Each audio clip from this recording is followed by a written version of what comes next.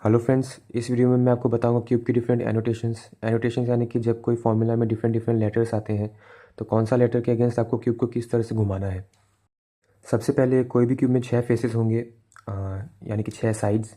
कभी भी आप क्यूब को पकड़े हो तो सब आपके सामने वाले फेस को हम कहेंगे फ्रंट फेस या फिर एफ फेस। ऊपर वाले फेस को कहेंगे अप फेस या फिर यू फेस। आपके नीचे वाले फेस को कहेंगे डी फेस या फिर डाउन फेस। राइट साइड के फेस को राइट फेस या R face. Similarly left side के फेस को एल फेस या लेफ़्ट फेस। और पीछे वाले फेस को हम कहेंगे बैक फेस या फिर बी फेस। इसके अलावा अगर हम कोई भी फेस के सारे पीसेस को कलेक्टिवली पकड़ेंगे तो उसे हम एक लेयर कहेंगे, यानी कि 3x3 में 3 लेयर्स होंगे। सिमिलरली 4x4 में 4 लेयर्स होंगे और 2x2 में 2 लेयर्स। तो इसका मतलब ये हो गया राइट लेयर, ये हो गया लेफ़्ट लेयर, ये अप लेयर, ये डाउन लेयर। सिमिलरली ये है फ्रंट लेयर और ये है बैक लेयर। ना हम कोई भी लेयर को दो तरीके से घुमा सकते हैं, क्लॉकवाइज या फिर एंटी क्लॉकवाइज। क्लॉकवाइज यानी कि घड़ी के डायरेक्शन में, यानी कि ऐसे, और काउंटर क्लॉकवाइज उसका उल्टा, यानी कि ऐसे। ना सबसे पहले फेस टर्न्स डिस्कस कर लेते हैं। कोई भी फॉर्मूला में अगर आर लिखा हुआ आए तो इसका मतलब है हमें राइट लेयर को क्लॉकवाइज टर्न करना है। राइट लेयर ये है, इसमें क्लॉकवाइज टर्न होगा ऐसे, तो ये हो गया आर। एंड कोई भी लेटर के साथ अगर आई लिखा है या फिर डैश लिखा है तो इसका मतलब है हमें उस लेयर को काउंटर क्लॉकवाइज टर्न करना है। यानी कि अगर आर आई या फिर आर डैश हो तो उसका मतलब होगा हमें इस तरह से टर्न करना है, यानी कि राइट लेयर को counter clockwise. Similarly left layer के लिए होगा एल। एल क्लॉकवाइज यानी कि लेफ़्ट लेयर को हमें क्लॉकवाइज टर्न करना है, यानी कि एल हो गया ऐसे। एंड एल इन्वर्स हो गया, एल को हमें काउंटर क्लॉकवाइज टर्न करना है, यानी कि घड़ी के उल्टे डायरेक्शन में, यानी कि एल इन्वर्स हुआ ऐसे। सिमिलरली अप को हमें ऊपर, अपर लेयर को हमें क्लॉकवाइज टर्न करना है, तो अप हो गया ऐसे। एंड अप इन्वर्स हुआ उसके उल्टा, यानी कि अप इन्वर्स हुआ ऐसे। सिमिलरली डाउन के लिए होगा डी। डी हो गया डी क्लॉकवाइज क्योंकि डाउन लेयर का क्लॉकवाइज इस तरह से होगा, सो ये हो गया डी। एंड डी इन्वर्स हो गया उसका उल्टा, यानी कि सॉरी ऐसे। एंड बचा क्या एफ़। फ्रंट लेयर को हमें क्लॉकवाइज टर्न करना है तो एफ़ हो गया ऐसे। एंड एफ़ इन्वर्स हुआ उसका उल्टा, यानी कि ऐसे। And similarly for back layer होगा क्लॉकवाइज ऐसे, तो बी हो गया इस तरह से। एंड बी इन्वर्स हुआ उसका उल्टा। तो ये है कॉमन फेस टर्न्स। नेक्स्ट, जब आप रूबिक्स क्यूब के कोई एडवांस टेक्निक सीख रहे हो या फिर 3 लेयर से ज़्यादा लेयर्स के क्यूब सॉल्व कर रहे हो तो आपको डबल लेयर टर्न्स भी सीखने होंगे। डबल लेयर टर्न्स यानी कि हम जब 2 लेयर्स को पकड़ कर टर्न करते हैं। इसमें जो फेस टर्न्स है उसके साथ आपको डब्लू दिखेगा, यानी कि आर डब्लू या एल डब्लू। जब भी डब्लू आएगा इसका मतलब है आपको आर एक लेयर नहीं, आर 2 लेयर पकड़ के करना है, यानी कि आर हो गया ऐसे, सॉरी आर डब्लू हुआ ऐसे, और आर डब्लू इन्वर्स या आर डब्लू डैश हुआ उसका उल्टा। सिमिलरली सारे फेस टर्न्स के लिए डब्लू के साथ होगा तो आपको डबल डबल लेयर्स पकड़ के करने हैं। ये हुआ एल डब्लू, ये हुआ यू डब्लू, ये डी डब्लू।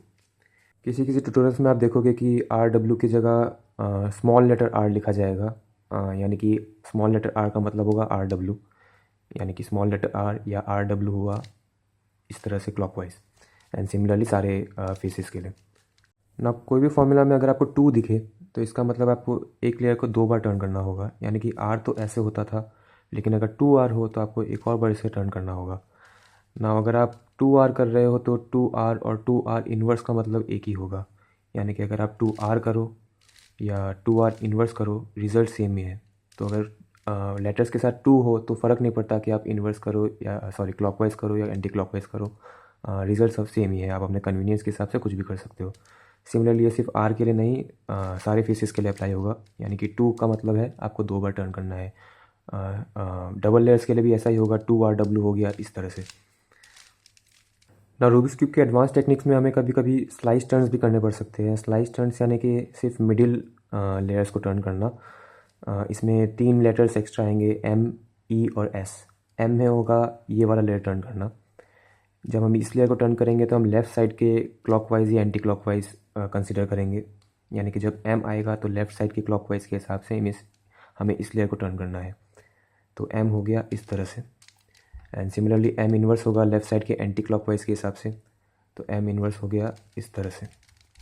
एंड नेक्स्ट है ई में हमें डाउन लेयर के क्लॉकवाइज और एंटी क्लॉकवाइज देखना है, यानी कि ई हो गया इस तरह से, एंड ई इन्वर्स हो गया डाउन के एंटी क्लॉकवाइज यानी कि इस तरह से।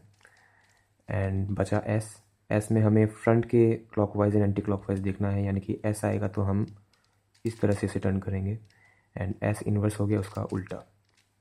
तो ये था स्लाइस टर्न्स। जब आपको सॉल्व करते वक्त स्लाइस टर्न्स करना हो तो आप इस तरह से ना करें एम को। एम करने का एक बेटर टेक्निक ये है कि आप दोनों लेयर को टर्न करके एक लेयर को ऊपर कर दीजिए, तो ये तरीका फास्ट होगा। अगेन स्लाइस टर्न्स में भी जब 2 लिखा है तो आपको दो बार टर्न करना है, यानी कि 2M हो गया इस तरह से। सिमिलरली ई एंड एस के लिए भी यही कॉन्सेप्ट अप्लाई होगा। नाउ नेक्स्ट नोटेशन है whole cube turns. Whole cube turns में यानी कि हमें पूरे के पूरे क्यूब को टर्न करना है।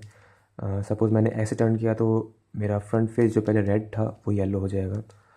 तो इसमें हमें 3 एक्स्ट्रा नोटेशंस आएंगे X Y Z basically maths के ग्राफ की तरह है, यानी कि एक्स एक्सिस इस तरह से है, वाई एक्सिस इस तरह से है, एंड जेड एक्सिस इस तरह से। तो एक्स एक्सिस में अगर हम इमेजिन करेंगे कि यहाँ से एक एक्सिस जा रही है तो इसके क्लॉकवाइज इस तरह से होगा एंड एंटी क्लॉकवाइज इस तरह से। सो एक्स एक्सिस में हम अगर एक्स करेंगे तो वो होगा इस तरह से, एंड एक्स इन्वर्स हो गया इस तरह से। सिमिलरली वाई एक्सिस में हम इमेजिन करेंगे कि ऊपर से एक एक्सिस जा रही है तो इसका क्लॉकवाइज हो गया इस तरह एंड एंटी क्लॉकवाइज हो गया इस तरह। सो वाई हो गया इस तरह से टर्न करना, एंड वाई इन्वर्स हो गया इस तरह से टर्न करना। सिमिलरली जेड में हम सोचेंगे कि फ्रंट से एक एक्सिस जा रही है तो इसका क्लॉकवाइज हो गया इस तरह से एंड एंटी क्लॉकवाइज हो गया इस तरह से। सो जेड में हम क्यूब को इस तरह से टर्न कर लेंगे एंड जेड इन्वर्स में इस तरह से। सो एक्स हो गया ऐसे, एक्स इन्वर्स ये हो गया वाई, ये वाई इन्वर्स, ये हो गया जेड, एंड ये है जेड इन्वर्स। इतने नोटेशन जान के आप ऑलमोस्ट सारे क्यूब के फॉर्मूला समझ जाओगे। उम्मीद है आपको ये वीडियो पसंद आया। वीडियो के एंड में एक समरी पेज आएगा जिसमें सारे नोटेशंस लिखे हुए हैं, आप उसका स्क्रीनशॉट ले लें जिससे आपको मदद मिलेगी। नोटेशंस के समरी आपको हमारे फेसबुक पेज में भी मिल जाएंगे। तो सब्सक्राइब करें ऐसे और वीडियोस के लिए। कोई भी डाउट या सजेशंस हो तो नीचे कमेंट सेक्शन में पोस्ट करें। अगर आपको ये वीडियो पसंद आए तो इसे ज़रूर लाइक करें। अभी के लिए इतना ही, बाय बाय।